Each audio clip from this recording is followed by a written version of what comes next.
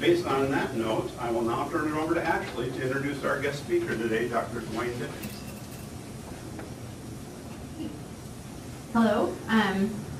As Brad mentioned, I'm Ashley Corker. I'm an engineer in our Division of Resources and Rates, and I'm also a member of our Diversity Advisory Council at Southwestern.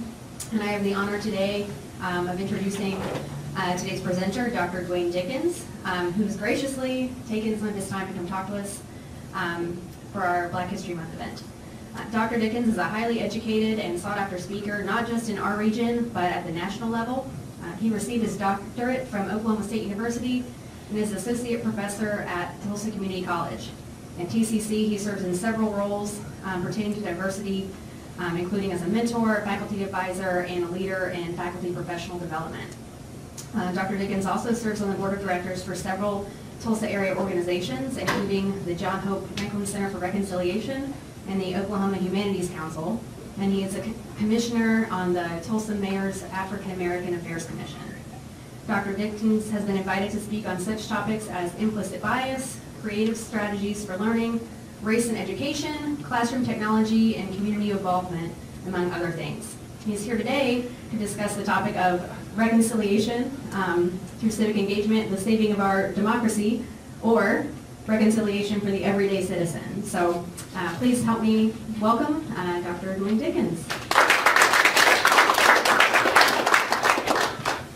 Well, thank you so much. When I heard that we were talking about diversity and reconciliation, I knew the reconciliation part, but I do not recall a conversation where we put both of them together, where we said diversity plus reconciliation.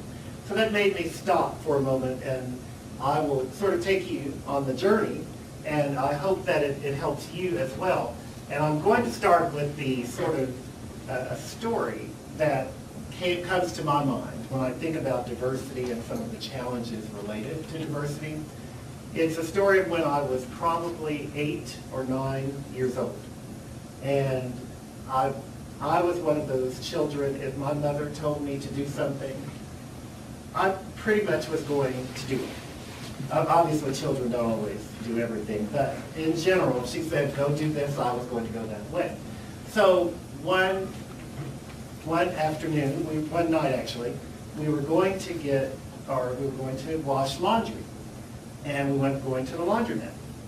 And she looked at she was going in and she said, you know, there's a barber next door, you need to go get your hair cut. And so, you need to go in there and get your hair cut. I said, okay. I had no reason to think that this was an abnormal situation, but she was being sarcastic.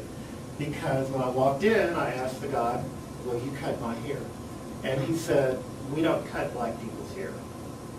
And so I was, 8 or 9 years old. It meant nothing to me in terms of I didn't understand why he couldn't cut my hair. So I didn't understand it. So I went in, left the building, went into my mother's, where she was doing the laundry, and told her. So of course, if you know any mothers, if you're a mother, you can only imagine that she was not happy. So she went over to confront the barber. Why will you not, if she didn't know, why won't you cut my son's hair?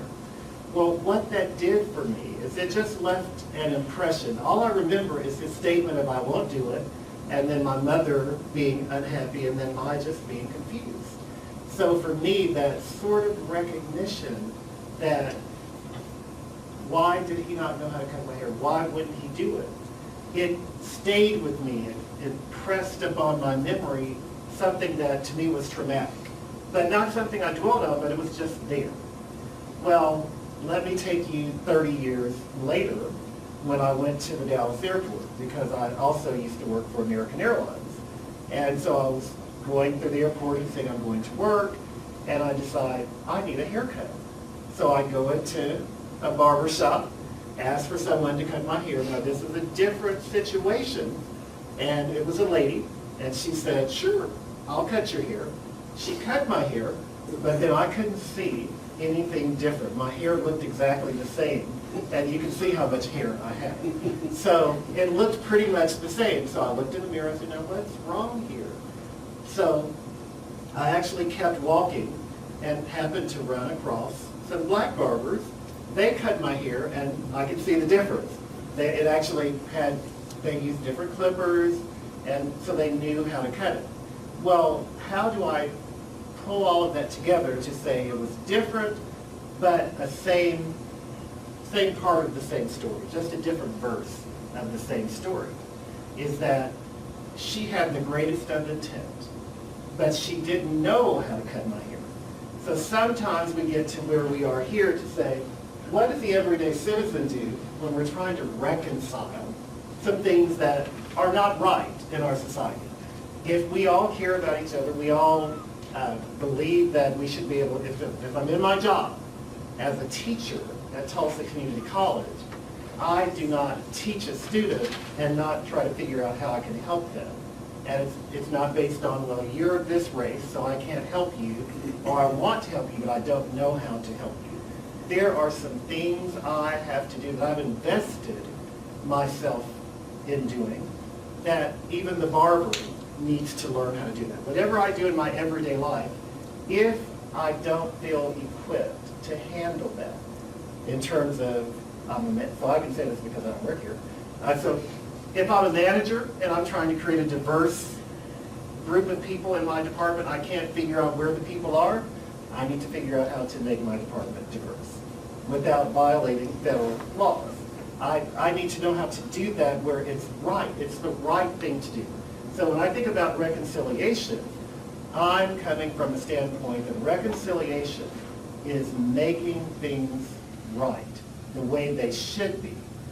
Making some things that are wrong, correcting those, making for peace in what has been disharmony.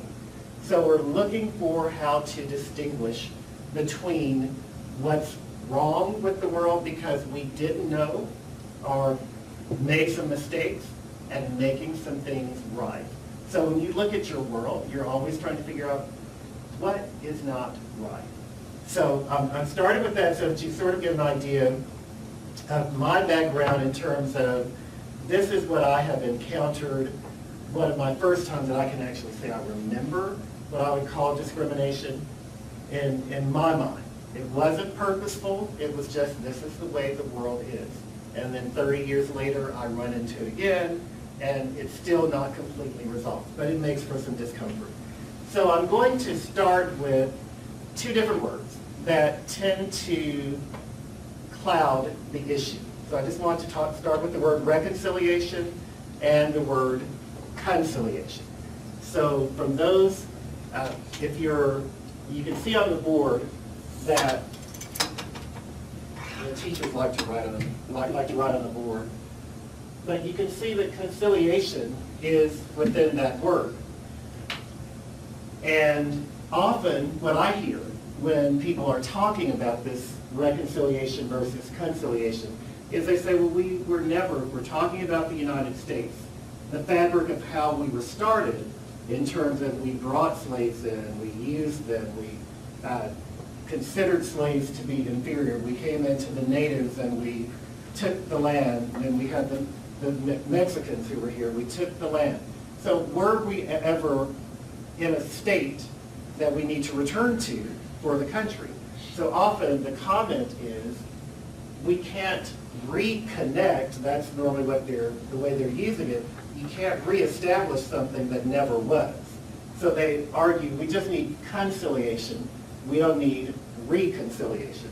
So that's normally the argument. So I'm just going first, I'm hoping that you will be able to sort of respond to that based on how I'm going to give you a little bit of information that this is part of my journey, that I worked on this in preparing for you, that I'm hoping it helps you think about it in a different way.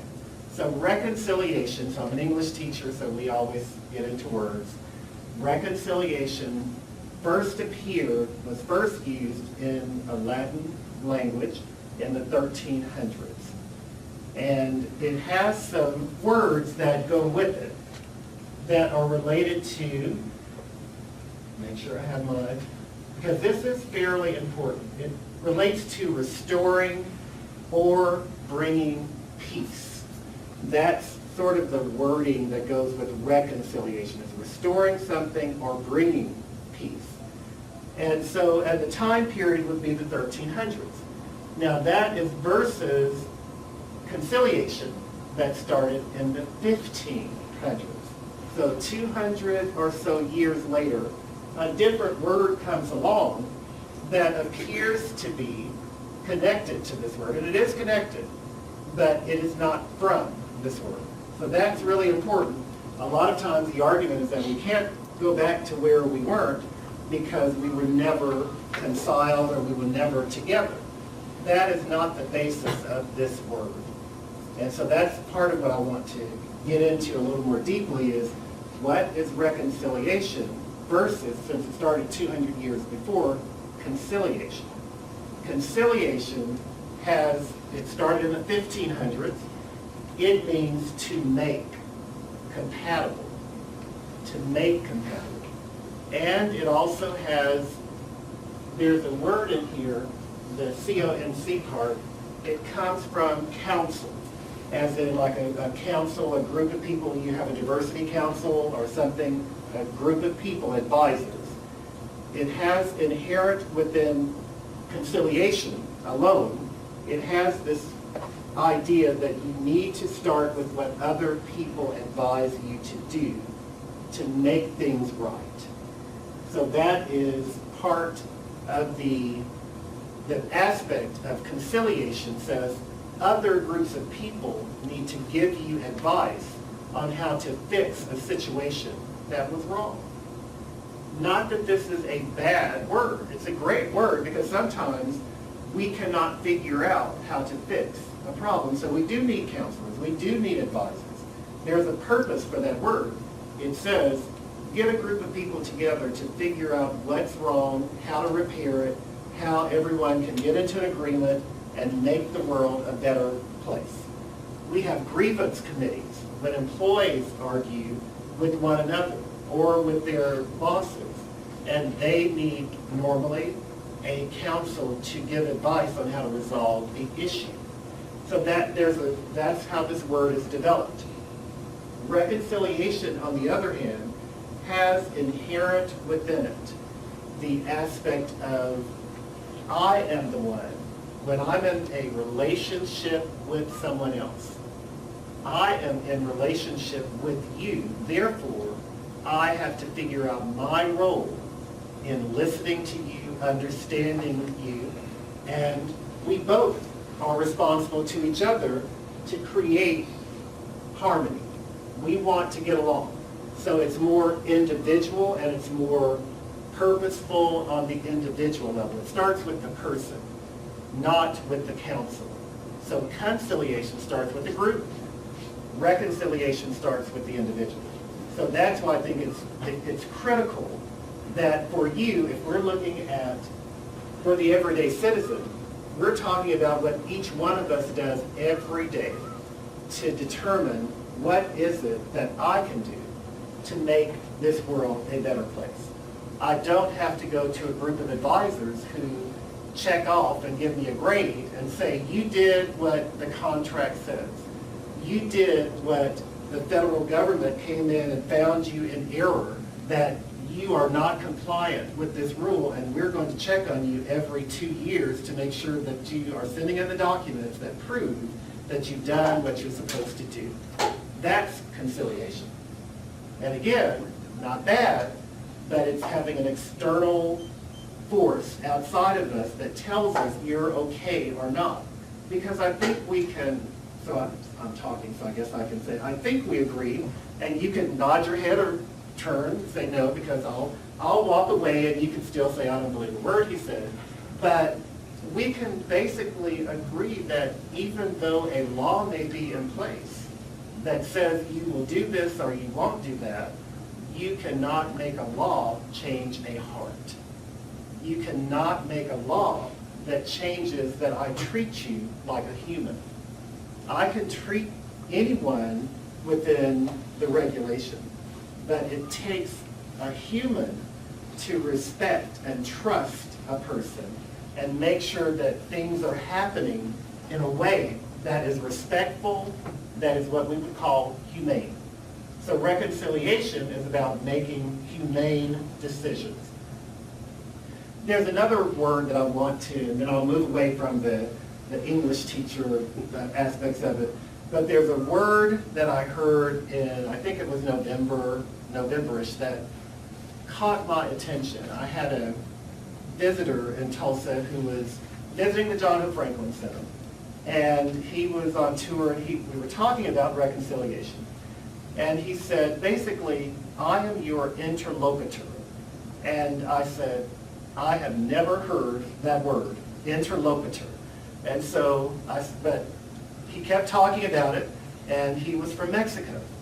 And so he said, well, that's in our regular language. We use that word all the time. And I said, well, I've never used it. He said, well, it's a word. So of course I pull out my telephone and I look it up.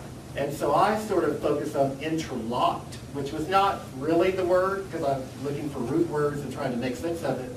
But he kept talking about it, and he said basically the term interlocutor focuses on, and so I'll give that to you, a one who takes part in a conversation. A person who looks at what you're saying and what you're needing and what you're feeling, and the focus is on understanding what you're saying and what you're doing and why you're doing it. I have a responsibility because I am your interlocutor when you're talking to me. I'm trying to interpret what you're saying to me so that it matches what you want it to mean. And you are my interlocutor for my message. So there's a message that's out here that I may throw it out, and it's the responsibility of the receiver to make sure that they understand what I'm really meaning. So that requires a dialogue. It requires a conversation. So for example, we're in this room, and some people may be in different rooms. They have a responsibility, you have a responsibility for what I'm saying, to be thinking, I have questions about what you are saying that I need to clarify to see if I'm in agreement or if I'm following and agree with you or disagree with you. And it's okay even to disagree, but I need to know what I'm actually disagreeing with. And so the interlocutor word creates a lot of action responsibility on those who are listening. And so this is part of reconciliation. So the only reason I want to emphasize those words is that the interlocutor aspect of our relationship requires that I ask questions, that I listen intently to make sure I really understand what I agree with or disagree with you. It's unfortunate when we disagree with someone, but we really don't know what they're talking about. So I don't agree with the word they said, but I can't tell you what they said. That's not intelligent. And so I want, if I don't like what you said, I want to know what you said to be in disagreement. But if I do like what you say, and I say, well, I'm doing what so-and-so is doing, I'm going to follow their example. But if I don't know what they're doing and I don't know why they're doing it, why am I outside with the sign and picketing with them? Not that I picket or anything, but why would I pick up a banner to say I'm against something or for something and I haven't even understood? You know, people walk up to us all the time and say, I need you to sign this petition. You're against something, you're for something. But we don't even know what we're signing. Okay, I'll sign it, it sounds good. But we haven't read it, we haven't researched it. Part of being the interlocutor is when someone walks up to you, why does this matter? Where is this published? How will it affect people? You have to really get into the questioning of things. So let's move away from the English part of it for those of you who don't like English. Or you do like it, you just don't remember it, I'm sure. You love it. I always tell my students you're going to love English. So we're going to move to sort of looking at this from a legal perspective as well. So, not that I'm a lawyer, but I know there's a lawyer up here, so, or someone who's into the law. But often when we talk about reconciliation, there are two ways to approach it. We could approach reconciliation from looking at a party that has been injured. So that's someone normally called the victim, has been injured, and the perpetrator, someone who has committed an offense. And we could also add another group that's important. And so when we talk about reconciliation, I'm going to suggest that we should be looking at three groups. Normally it's going to be the injured party, the perpetrator, and so this is going to be the audience participation part. So I have to see if I can get a little bit of what would be a third group of people that may be affected by the injury.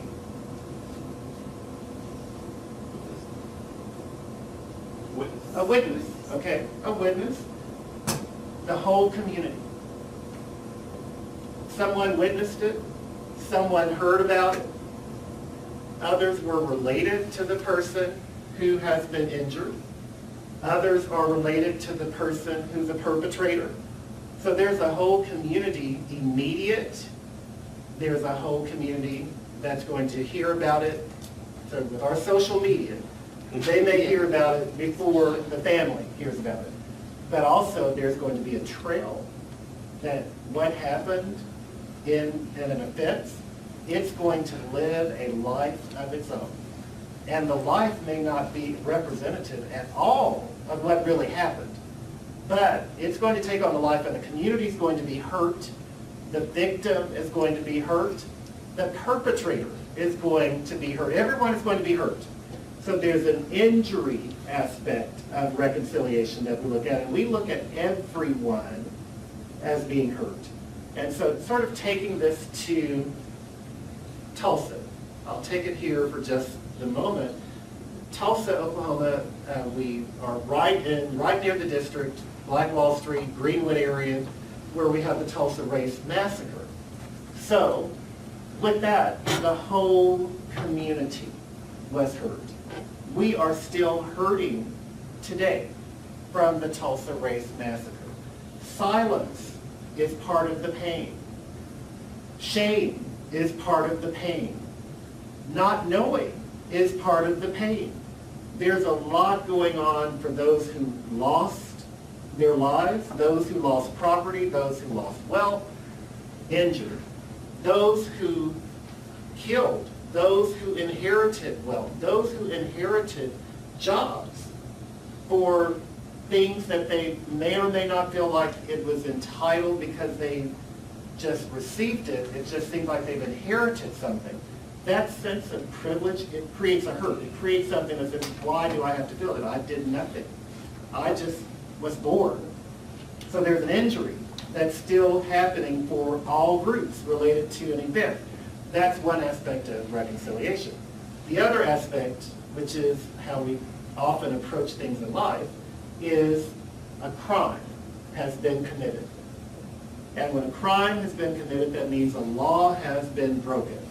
So what we attempt to do is prove who committed this crime, what is the legal responsibility to punish, to make right what was done that was wrong. And so crime and punishment go together. So reconciliation is not so much about this crime and punishment. It's not about shaming a person. It's about saying we believe that everyone has greatness. Everyone was put here, placed here, born here, and has a purpose in making the community stronger. So reconciliation is about we need to find out how to be great in our community. It's trying to figure out how to put everyone on this level of greatness. That's reconciliation. So even though I will go so far, but if you put me on the spot in public and say, he says that conciliation is more like crime and punishment, I'm going to say, well, sort of, yeah, it fits more, but I would say that it fits more under the crime and punishment aspect of looking at work. So when conciliation says you have to do something, you are forced to do something because the committee, the council, determines what's right and what's wrong, you now are going to have to accept your punishment that the council has advised because you have been determined as the wrongdoer. And because of that, These are the punishments that will make right what you did wrong. So when this word, conciliation, is here, that's more of the crime and punishment aspect of it. But when we put it all together, because remember, that's the 1500 word, but the 1300th century word, the whole word, reconciliation, is more on the community in terms of the individual, what's my responsibility to you as my neighbor. It says we need to figure out what it means to be a great neighbor. That's what's different here.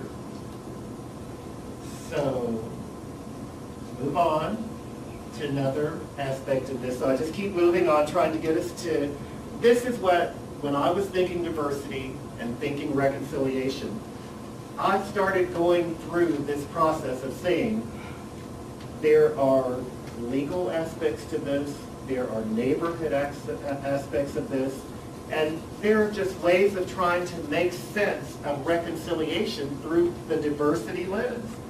And when we talk about diversity, it's something that there's a word in there, there's a part of it that says divide, difference. And difference should not be a bad word. It should be a reconciling word. Because I see the world differently, because I understand the world differently, because I want to enjoy the greatness of my neighbors, I want reconciliation. So I want to be your interlocutor. And you should, I'm hoping that you want to be my interlocutor to say, what do I need to understand about your experience?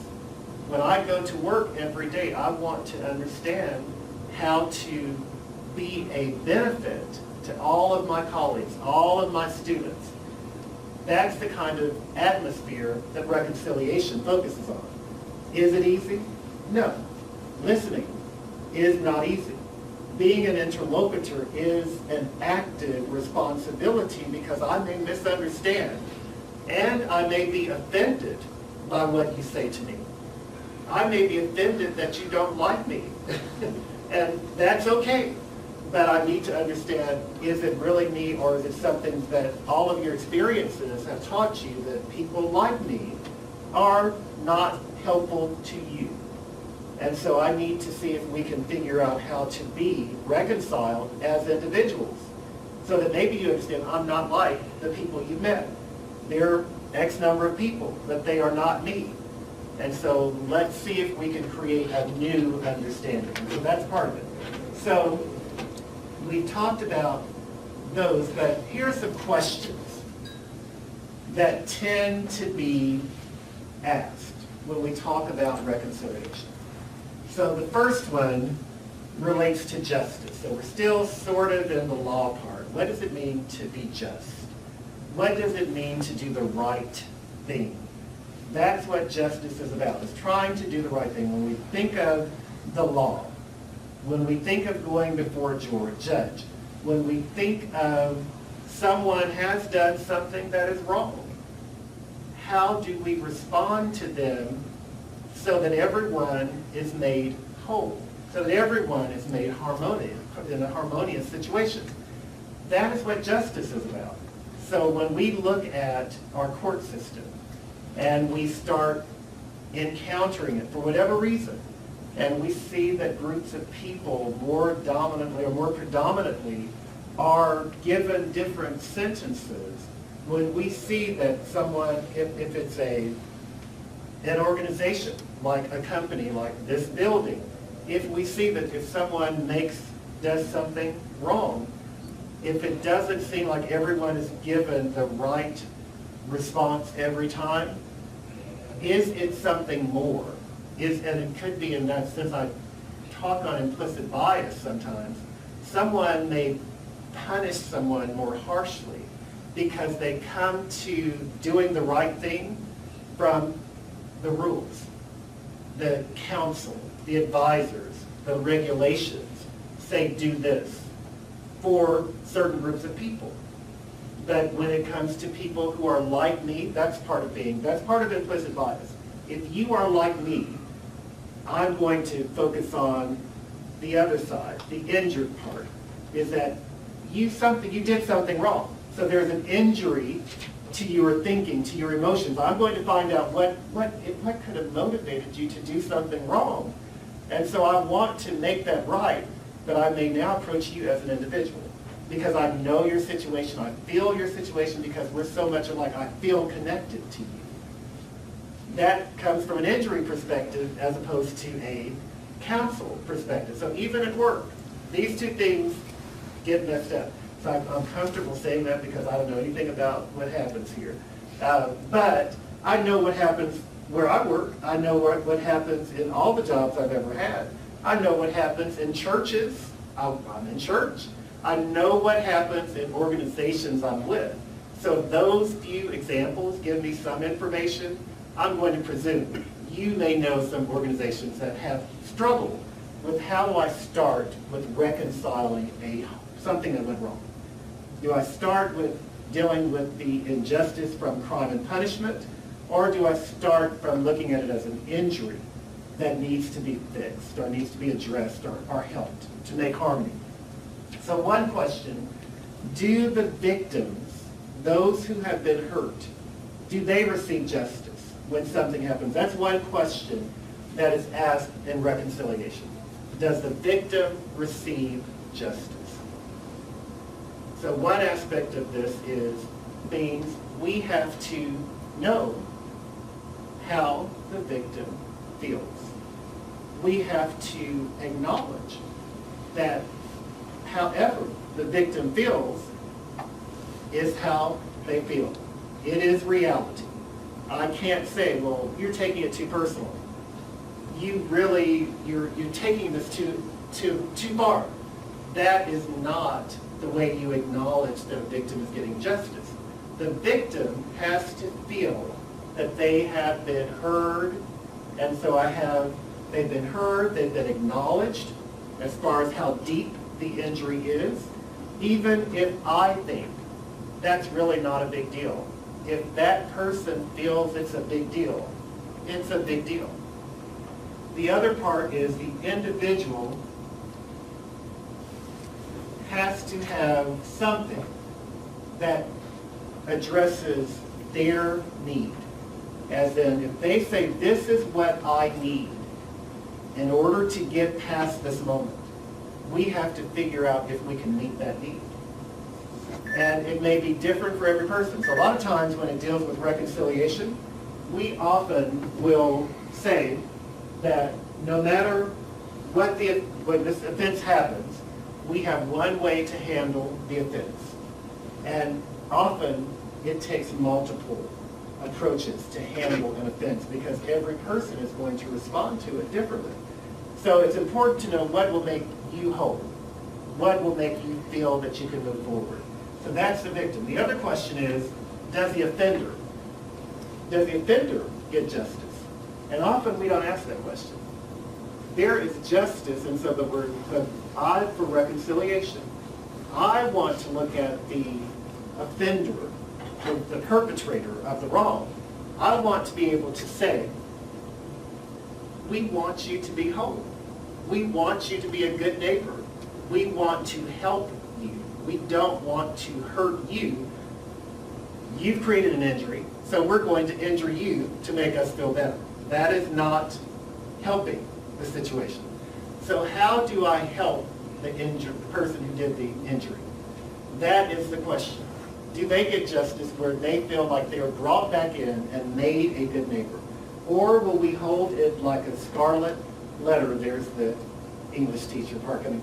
The scarlet letter that is a mark on me for the rest of my life that I did something wrong. And every time someone mentions me, they say, you can't get a promotion. You can't have that kind of a position. You can't be part of this group. Otherwise, they're not really receiving redemptive justice. That's not the same as we have to be able to say we're trying to create harmony so that even the injured party can be put back as whole. And again, how they get put back is individual.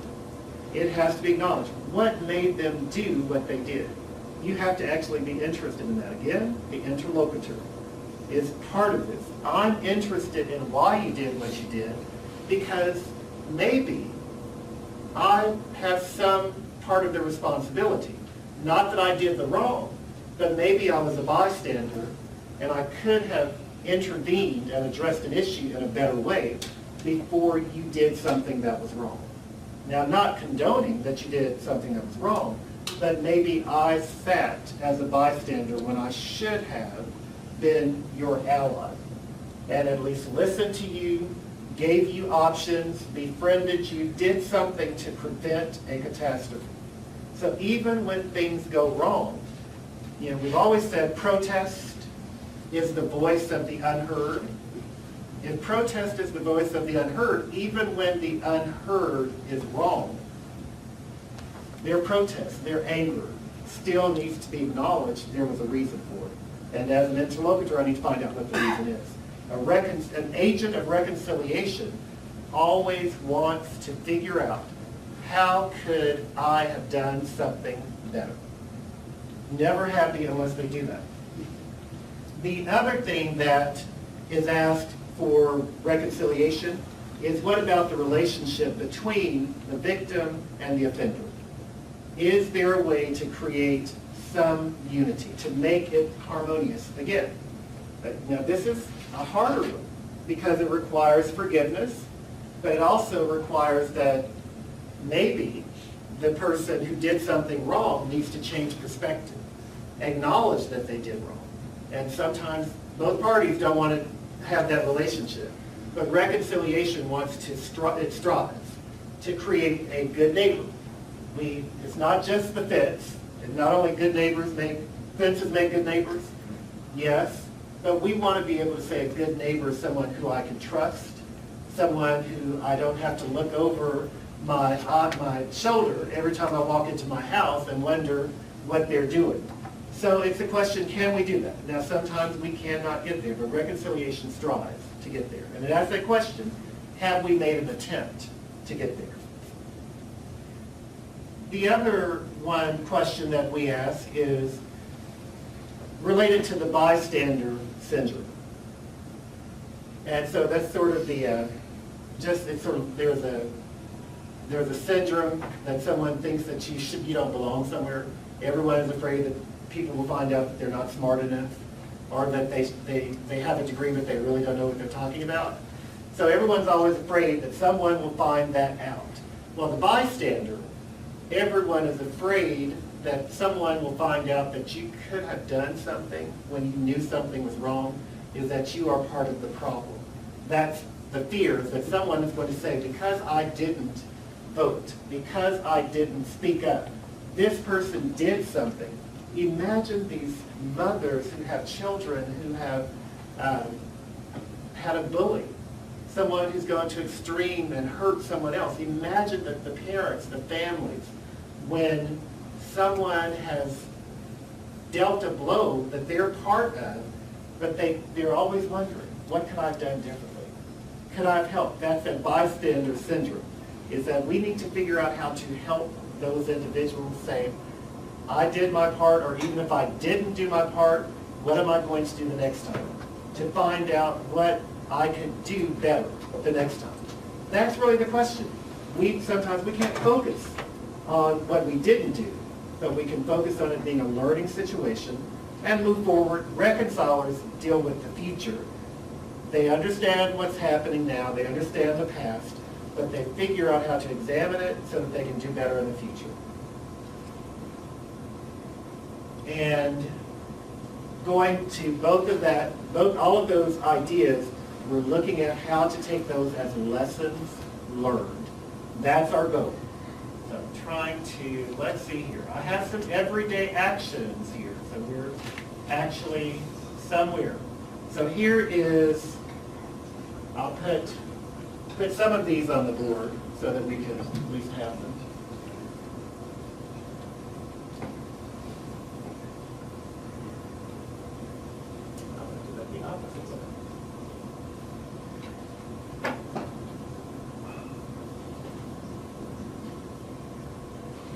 So this is just a little symbol, an exclamation point going to a question mark. So what I want the exclamation point to mean is, this is my surprise, my anger, my frustration moment, something I encounter. I look at a situation and I'm mad. I don't like it. I want to say something about it. I want to do something about it. I want us to turn those into question marks of what can I do to make this moment better? How can I make this a reconciliation opportunity? How can I look at what I've learned, what I've experienced? I want to be an agent of reconciliation. I want to make my world better. I want to be a better neighbor. I want to help someone else be a better neighbor. So turn my hot button moments into questions of what can I do to be a reconciliation agent. That's one of the things that we can do. The other thing would be, I'm going to give you a little bit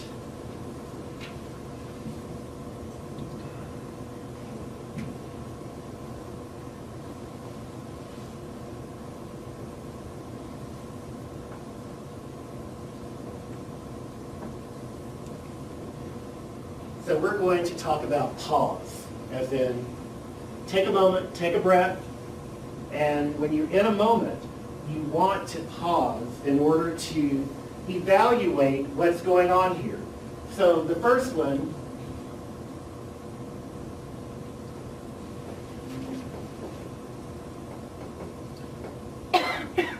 just pay attention. Pay attention to what's happening in that moment. What are you feeling? Why are you feeling that way? What's going on that's causing you to react the way you're going? So it's really, a lot of times people will call this, if you've heard of mindfulness therapy says if I'm listening to my breathing, I'm listening to my heart rate, I'm counting, I'm focusing on an object in the room to just take a moment to breathe. What I often tell people is if you're in a moment like you're panicking or whatever, take your hand and just put it over your heart and just listen. What do you feel? Count your heartbeats. It lets you calm down a little bit. Pay attention to yourself, and often you're better able to get over reacting the wrong way. When you start paying attention to yourself, you actually are more likely to take that moment, I was really upset, and turn it into a question, what do I need to do next? It forces us to do that. The other thing that you could do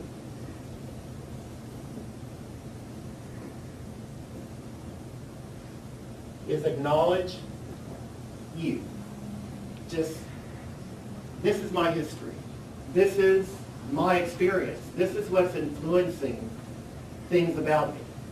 I've had negative experiences. I'm expecting negative. So maybe you are the problem in the moment. And again, it's not an attack on you, but it's just saying, maybe my experiences are not reality. As I often like to say, just because you think the boogeyman is under the bed, that does not mean that the boogeyman is not under the bed. So, you normally hear that as just because you think he's there does not mean he is. But sometimes he really is under the bed. So you have to be prepared that sometimes you may be right, but don't always think that your first gut instinct is the right thing. The other one is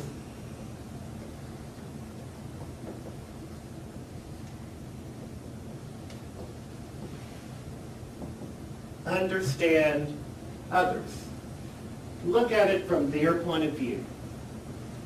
Sometimes they may be right. So listen, that's part of being the interlocutor. I am really focusing on, why do you think that? I ask questions, why? So that maybe you are opening your eyes to the possibility of what the other person is saying. Another item here is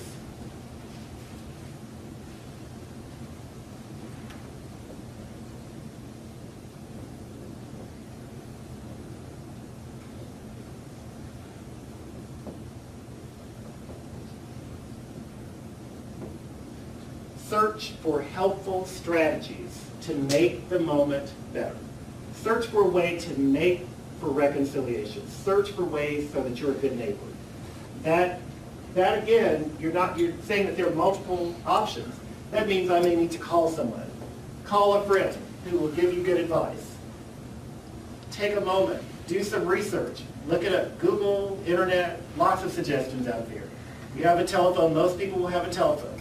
So put in your telephone ways to respond to this issue. And guaranteed you're going to find something that someone has said out there. Don't take all the advice, but take only the good ones, the ones that say helpful advice. And you'll find the negative advice as well. The other part is just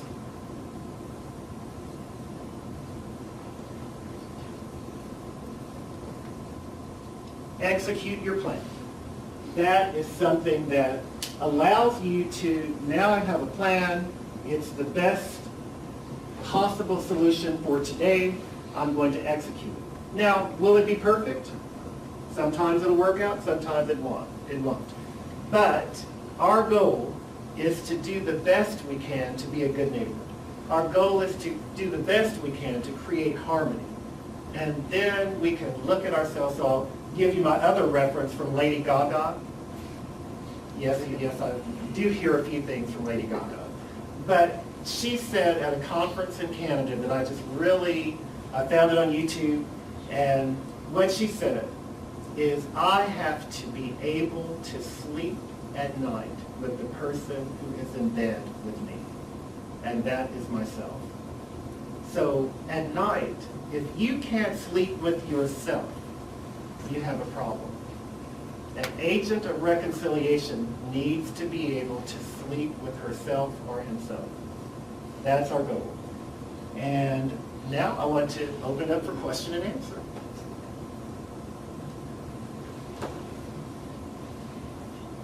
I've got one, Dr. Dickens, while folks may be thinking. Having done some mediations, and you talk about someone who's injured and someone who has done the injuring, and even though both people may want the same thing, which is to get to a point in the future where this isn't dragging them down all the time, I see people having bunker mentalities. Like, I'm ducking and I'm not coming out because I know what you're going to do is going to hurt me. So if you've run into that, do you have any suggestions on how to get some of that defensiveness, that bunker mentality down so that you can actually start having those conversations? Well, so I want to make sure I understand. So basically the idea of, I think someone is going to do something, so I'm going to prepare to be attacked, is that a way to look at it? Yeah, even though you're both trying to get to the same place, it's hard to get that first back and forth conversation going because people are expecting bad things to come. Yes. So so sort of going back to our acronym here, sometimes it's just helpful, it's the you and the others, that's where we're struggling. As I've thought about it from their perspective, let's hope. We know how we feel, and so we've acknowledged that. We may be trying to understand, but when they've skipped this and gone right here, it may mean that I just need to get some good advice. So I've been in situations where work conflict happens. If you work tightly with a group of people, conflict will happen. And so I'll put it like this. If you put a bunch of smart people together, conflict is going to happen. So I'm going to do everyone in here smart. So if you have not had conflict, work on it so you can be smart. But that's just part of having a thought. If I'm thinking and you're thinking, I'm not always going to agree with you.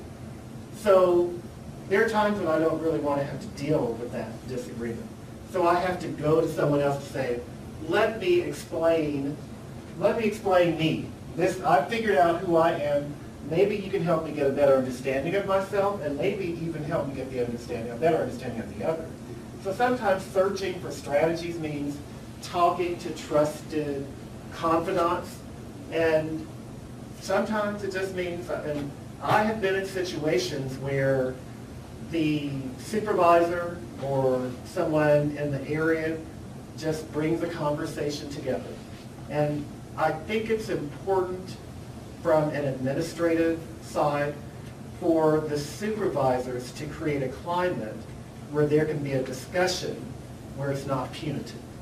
So if it's a workforce thing, then how can, if I'm in an administrative role, how can I create the type of environment where, if I'm saying we're talking about injury, and injuries require putting a Band-Aid on the situation, letting healing happen, putting the warm blanket or water bottle on it, doing something, cold ice, whatever I need to do. I need to create an environment as an administrator so that that happens before I punish for a crime. So if it's all about the healing, as administrators also have to create that protocol for before you bring a grievance, before it becomes an issue where I have to write someone up, you all go talk to someone. Go find a friend, go find someone, see if you all can work it out. That's where, when we talked about the difference in conciliation, is that often in the office, because there are, especially federal government, you have a lot of conciliation councils, agreements. So often we do have that embedded within the system. That is crime and punishment. You do this, there's an offense. But if you have created, before it gets to that level, a reconciliation part of the culture, then before we get to the federal regulation, we've let you talk it out first.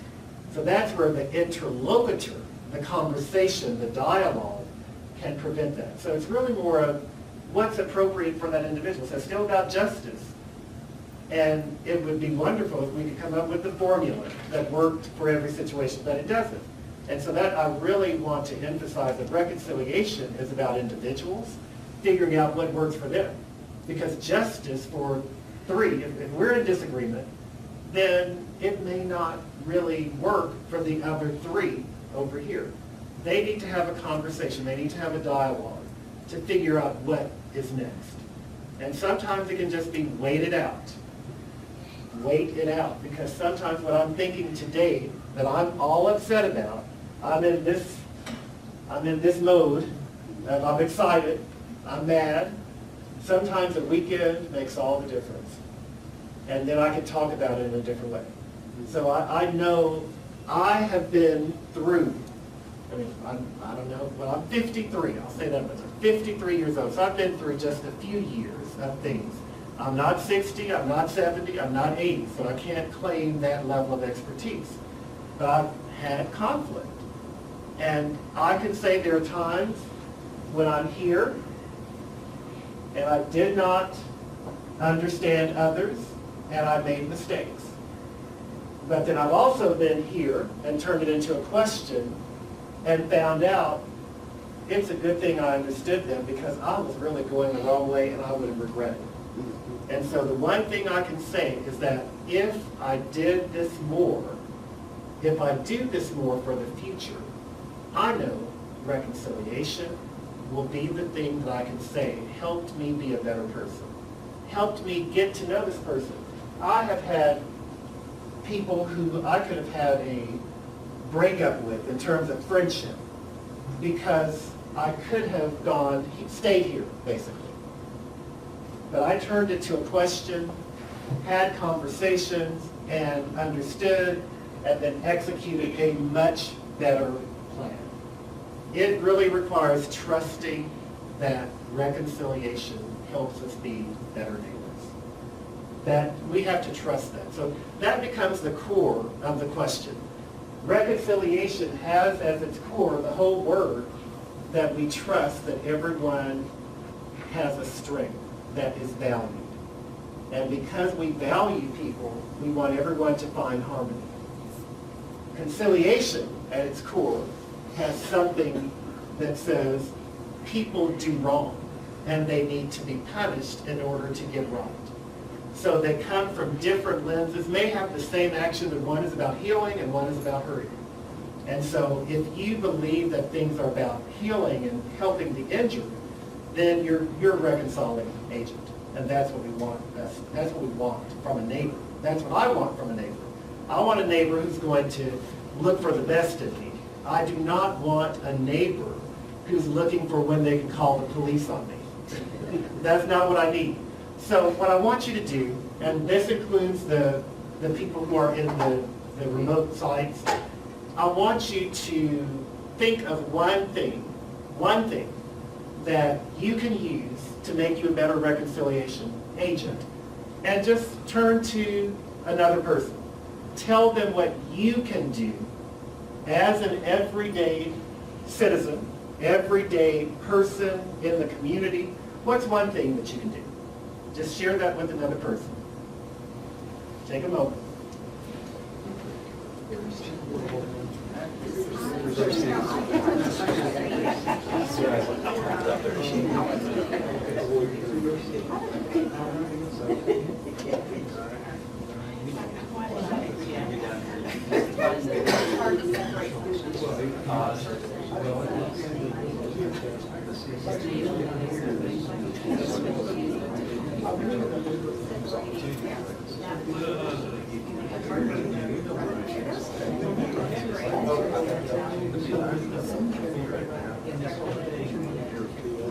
I can see that. I'm saying that doing that might be.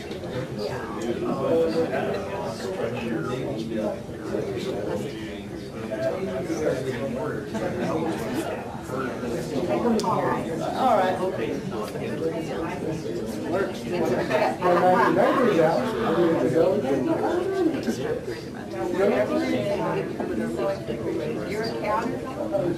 So what I'm going to ask, now you've had time to share a little bit.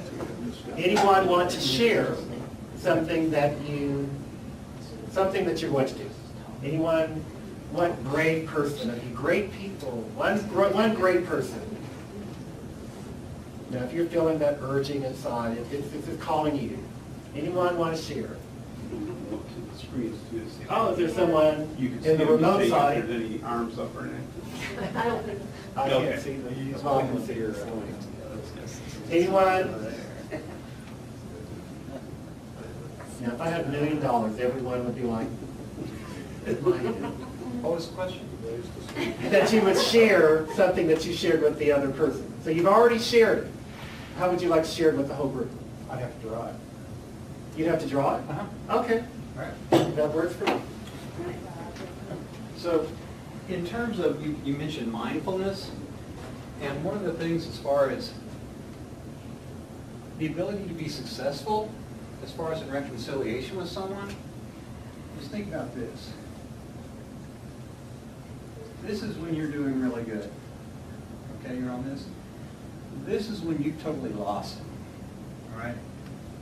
And along here, if you're mindful, you're able to stop things from getting to this point right here when you've just totally lost it and there's no chance for reconciliation. So all along here, you're interfacing with somebody. At this point, you may be irritating somebody. At this point, maybe a little bit more. Now, maybe you're starting to hurt them a little bit. So the further that you allow yourself to develop an attitude, anger, whatever, it's going to be a whole lot more difficult to be able to reach reconciliation with someone. So being mindful of yourself, like he said right here, acknowledge you, where are you at on this circle? So that then you know how to properly react to that person that you're interfacing with or engaging with.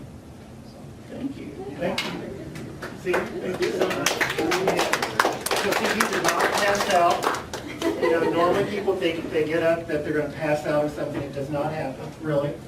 So anyone else want to share? Or you have a question? Hand in the back. People in the back can speak too if you want. Can't run out. Okay. Is that close? All right. Thank you. Thank you. For all of you in the field, thank you for tuning in.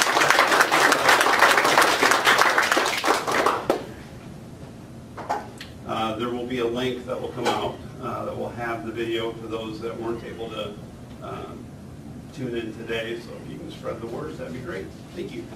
Thank you.